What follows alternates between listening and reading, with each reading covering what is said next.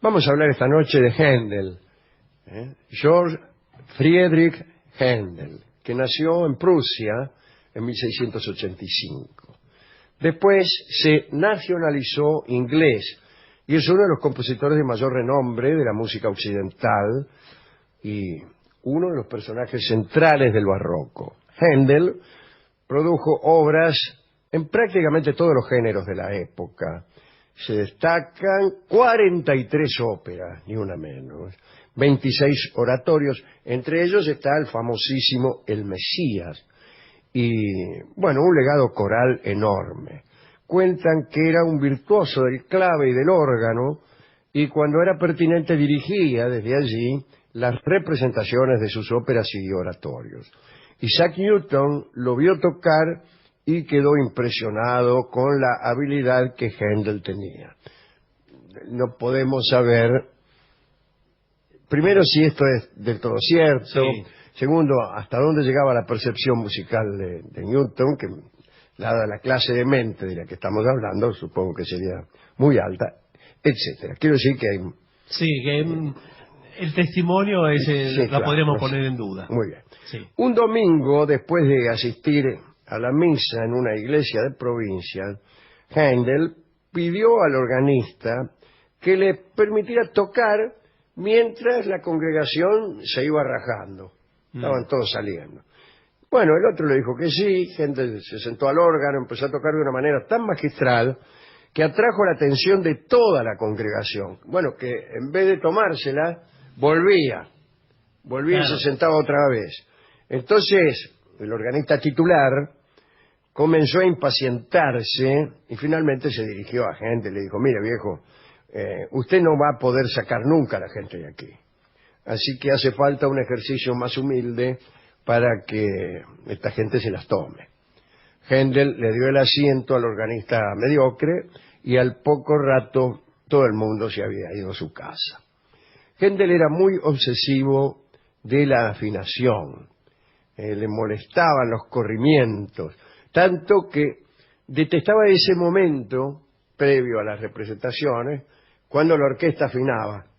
Y él trataba de llegar después.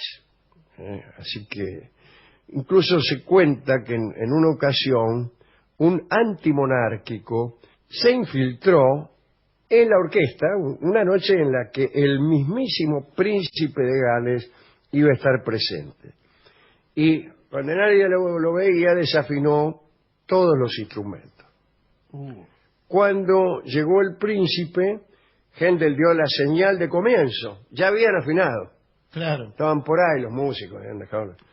Y llegó Händel, hizo la señal para empezar, y entraron todos. Y lo que se oyó fue tan espantoso que el compositor, enfurecido, se levantó de su asiento, tiró un violonchelo que se interponía en su camino, agarró un tambor, lo tiró, se lo tiró al concertino, el primer violín de la orquesta, que perdió la peluca en el esfuerzo.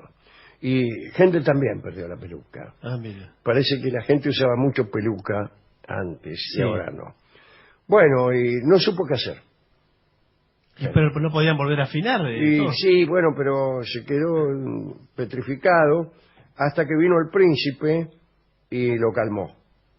Entonces sí, recompuso su aspecto, se puso la peluca otra vez, hizo que afinaran los instrumentos, bueno, todas esas Sí, cosas. y arrancó todos los trámites. Parece que era un tipo muy sensible a sonoridades que consideraba desagradables o no musicales o impertinentes. Una vez estaba de visita en casa de una condesa y en medio de la conversación empezó a ladrar un perrito de la señora y la señora no le decía nada, ¿no? Händel observaba su propia situación, intentando comprender cómo podía ser que el ladrido del animal le resultara simpático a esta señora. Y por ahí no aguantó más y agarró al perro y lo tiró a unos 10 metros de distancia. Y la vieja se indignó, ¿no? Le dijo: maestro, ¿por qué hacéis eso? ¿No? Y Händel respondió: no puedo permitir que un animal ladre a mi lado con placidez. Así que era un tipo bastante... Sí, estaba mal llevado, ¿no? Sí. Ubiquémonos ahora en Londres en abril de 1737.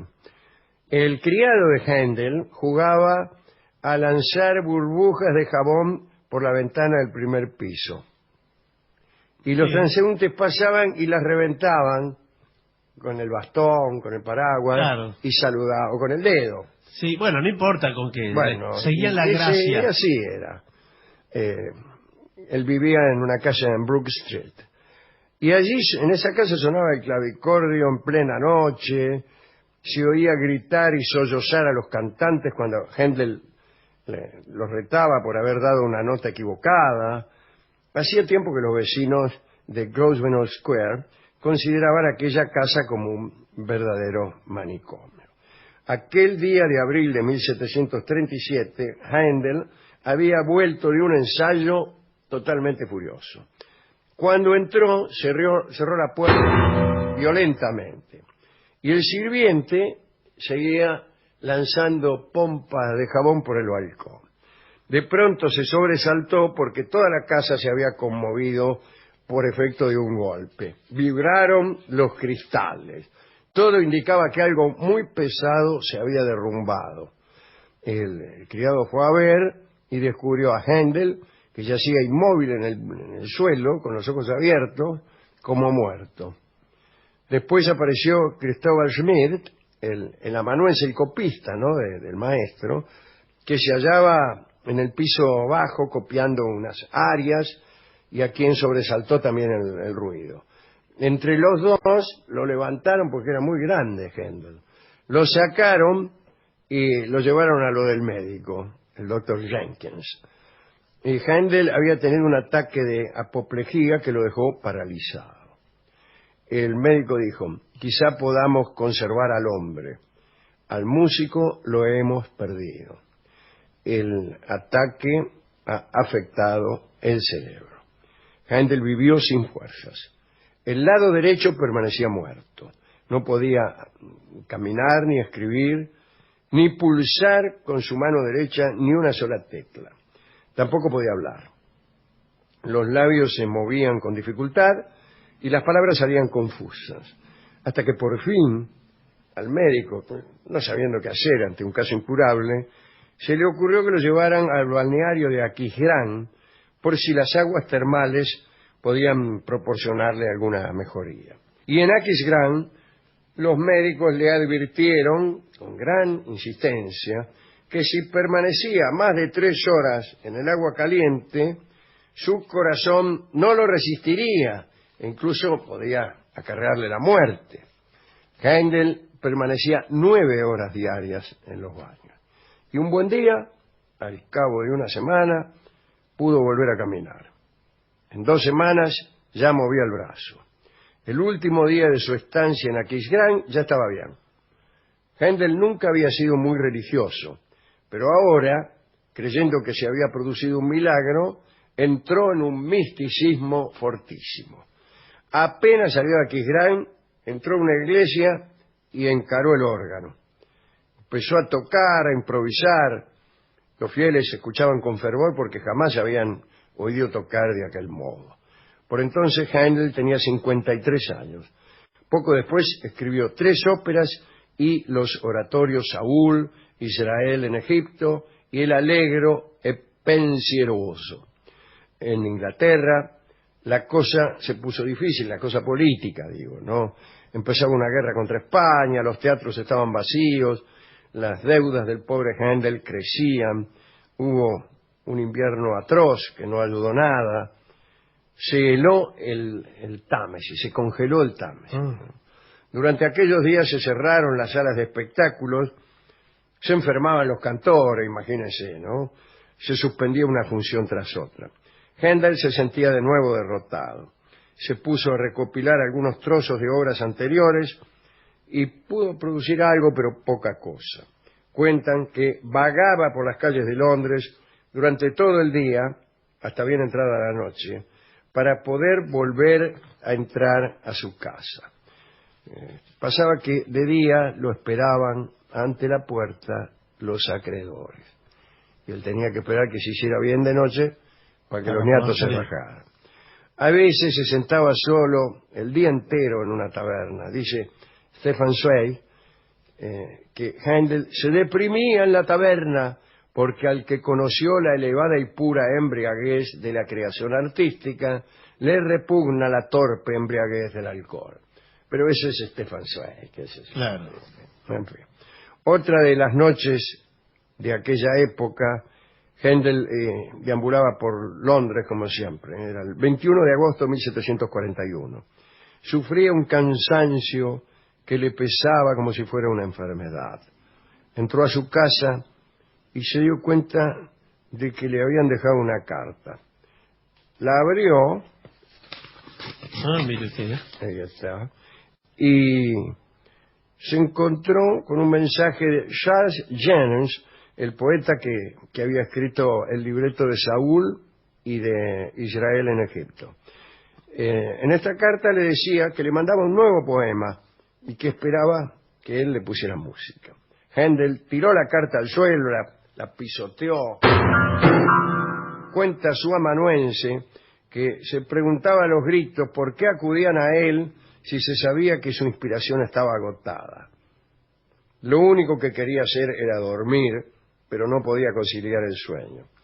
Entonces agarró el poema que casi lo había destruido, y era justamente el Mesías. Ya desde la primera palabra se conmovió. Consolaos, primera palabra. Y entonces se puso de pronto a escribir música frenéticamente. Durante 3 semanas no salió de la habitación, y cuando le llevaban la comida, tomaba apresuradamente con la mano izquierda unos pedazos de pan, y con la derecha seguía escribiendo. Si le dirigían la palabra, se sobresaltaba y su respuesta era siempre vaga y confusa. Mientras tanto, el sirviente, el de las pompas de jabón, ¿no? Ah, sí. Sí, era medio pavo, me parece. Pasaba días difíciles porque los acreedores acudían a cobrar sus recibos, venían los cantantes, solicitaban una cantata para un festival, se presentaban mensajeros con encargos o con invitaciones al Palacio Real, pero a todos el criado los tenía que despedir. Pero bueno, qué sé yo. El 14 de septiembre de 1741 terminó la obra. Cuentan que durmió 4 días y que todos temieron que fuera otro ataque de apoplejía porque no reaccionaba. Además dormía de un modo extraño. Händel tenía una cama corta porque le gustaba dormir sentado. Y hubiera usado Y dormía una silla. sentado, señor. Una silla hubiera agarrado. ¿Qué quiere que le haga? Una Estaba cama loco corta. el tipo. Bueno, finalmente se despertó y lo primero que dijo fue: he resucitado. Y se puso a comer como una fiera. Algunos meses más tarde, Händel se mudó a Dublín y allí estrenó el Mesías. Nunca cobró un peso por la obra porque decidió entregar toda la recaudación a los enfermos y a los presos. Le hubiera Claro. por lo menos pagado A los a acreedores. los acreedores, Sí. señor. El 7 de abril del 1742 tuvo lugar el último ensayo del Mesías. Desde el agnosticismo podemos decir que se produjo un delirio místico general. Desde otro punto de vista también puede decirse que por allí anduvo Dios. Es que cuando resonó el aleluya por primera vez, se puso en pie uno de los asistentes y todos lo imitaron porque tenían la impresión de que no podían seguir aferrándose a la tierra y hasta se denunciaron casos de tenue levitación. Tenue, lo de Sí, tenue. gente que levitaba un cachito. Diga levitación directamente. 6 días más tarde, el 13 de abril por la noche, se aglomeró la multitud ante las puertas de la sala del concierto. Se ordenó que las damas fueran sin miriñaque y los caballeros sin espada. ¿Para qué? Para que cupiera más gente en el local. Miles se apretujaron en el recinto. Händel estaba junto al órgano, quería vigilar y dirigir él su obra, pero al final se perdió. ¿Cómo se perdió? Sí, se perdió, qué sé yo. Cuando al final se entonó el famoso amén, sin darse en cuenta, él empezó a cantar con el coro. Cantó como jamás había cantado en su vida. Y después, apenas el júbilo del auditorio empezó a escucharse, Händel se deslizó silenciosamente afuera y nunca recibió directamente los aplausos que se le ofrecieron. En sus últimos años llegó a quedarse ciego de repente y estaba escribiendo un oratorio ahí, y escribió: Eclipse total, el mundo se ha borrado. A comienzos de abril de 1759 se sintió mal, justamente mientras dirigía una representación de El Mesías. Terminado el concierto, se desmayó y se murió el 14 de abril de 1759 en su casa en la calle Brook 74. Fue enterrado en la abadía de Westminster, en el panteón de las personas más célebres del Reino Unido. Miles de personas asistieron al funeral, bla, bla, bla, bla. Este era Händel. Estas son algunas de las idas y vueltas del amigo Jorge Federico Händel. Bueno, es un final con mucha gloria también. Sí, ¿no? un final con mucha gloria. La verdad es glorioso. Un final con mucha gloria. Con mucha gloria, pero con poca guita. Claro. Porque si bien todo el mundo lo amaba, estaba en la vía. No le pudo pagar a los acreedores, o no se da cuenta aquí de que le pagara. No, porque lo donó, lo otro lo donó. Claro, lo del Mesías, Sí. era lo del Mesías. Sí, lo donó. Lo donó. Así que vamos a escuchar un tango que se llama precisamente así, En la vía, y que fue compuesto en honor a Jorge Federico Händel y que canta ahora Edmundo Rivero.